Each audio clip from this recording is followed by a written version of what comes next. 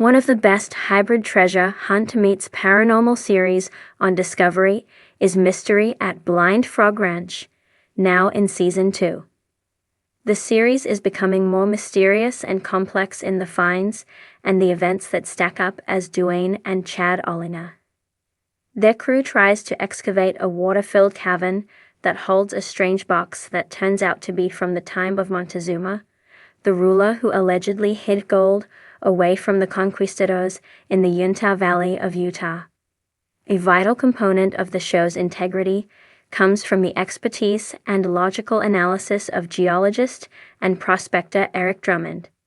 He spoke to TV show's Ace extensively about the finds, the new season, and his take on the Ollingers and their hunch that this ranch, near the infamous Skinwalker Ranch, is paranormal and possibly a treasure repository.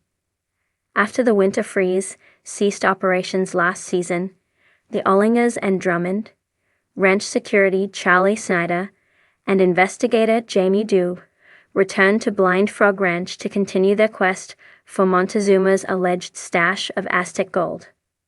When attempting to remove the box from the cave results in a near-death experience for the team, Eric finds that the large rocks inside the box are bored and hold cylinders of gallium that liquefies at room temperature. Why would someone go to the trouble to do this and then bury the rocks in a box in a remote, water-filled cavern? Eric is world-renowned for several important gemstones and mineral finds around the world. His expertise will help discern what is valuable, an anomaly, and potentially dangerous element located at the site. Someone is trying very hard to surveil all of their activities in this place. They are operating on the knowledge that in and around 1520, Montezuma allegedly buried gold in Utah to keep the Spanish from seizing the metal. If you are watching, you know that the underwater boxwood sample was carbon dated and identified as yellow pine, circa 1510 to 1555. Drummond is now heavily involved and trying to unravel the perplexing secrets. Aztec gold, military helicopters buzzing over the property, gun-wielding intruders, and a murder investigation, adding to the second season's action as he focuses on the science. Duane Ollinger and his crew will pull out all the stops and heavy machinery to find the treasure buried beneath Blind Frog Ranch, even if the land fights them every step of the way. Drummond illuminated the new season. Most of my 40-year geology career was exploring minerals, gems, oil, things like that. And so, in 2012, I had this opportunity that came out of the blue to try out for a TV show, and the show was called Ice Cold Gold. So one thing leads to another, and I found myself as one of the cast members of that TV show. So that was an opportunity. And from there, other TV shows. I believe it was Chad Ollinger who found me, and I think it was through social media, and he contacted me, and I eventually went out and visited with them at the site. And Duane told me all about his project that he'd been working on for years. Well, we have made some discoveries, and some of the stories that Duane has told me, they're turning out that they're true. And initially, there were stories of the treasure aspect and then the exploration for that, but also UFOs and the paranormal. So some weird things are going on out there. I'll leave it at that. We did make some discoveries, and we're on our way to making some more. I won't go into great detail on that. I will say that I've seen some strange things in my career, and not all of them I can explain.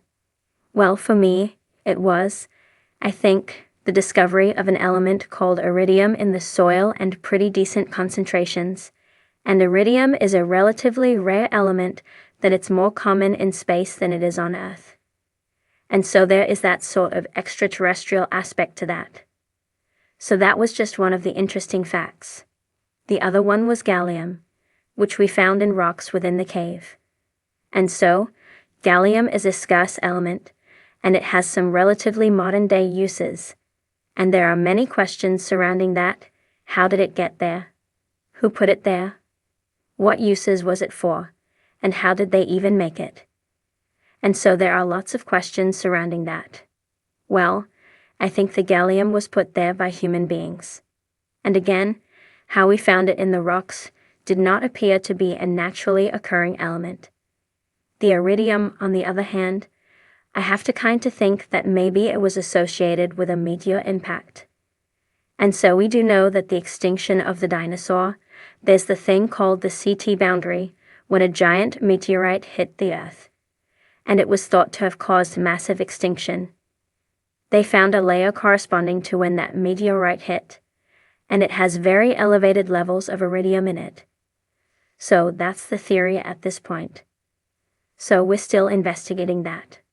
The good thing about treasure is if you find it, it's already processed. So there's a historical intrinsic value. So there's no processing required. And so it's all fascinating to me. Duane had told me the story of the dead woman at the gate from the first time I met him. So he said to me that story and told it to me repeatedly. So I have to believe that's true. Then the camera. We were scanning the horizon with the binoculars, and I believe it was Charlie or Chad who noted something a bit odd up on the ridge. And sure enough, we got up there, and this was an elaborate setup. It was creepy. And so somebody had set that up and had been spying on us. Yes, it's possible. Honestly, I've got my hands full with the exploration aspect. I leave a lot of that research up to Jamie and the guys. And it's possible that NASA was conducting experiments there. It was very revealing. LiDAR has been used to map mines and to map cavern systems. So it's a potent tool, and it worked well for us. That image was just so detailed, and there right in the middle of it was the box. And so, we're using LiDAR and other techniques that I would use in exploring for other things, geophysical methods, for instance. So it was very impressive. Yes, we found gallium within the rocks inside the box, and the gallium appeared to be put in cylinders and placed in the rocks by man. There were small cores of it in these rocks. Why was it put in there? What uses were they using it for? And how did it get there? Who put it there?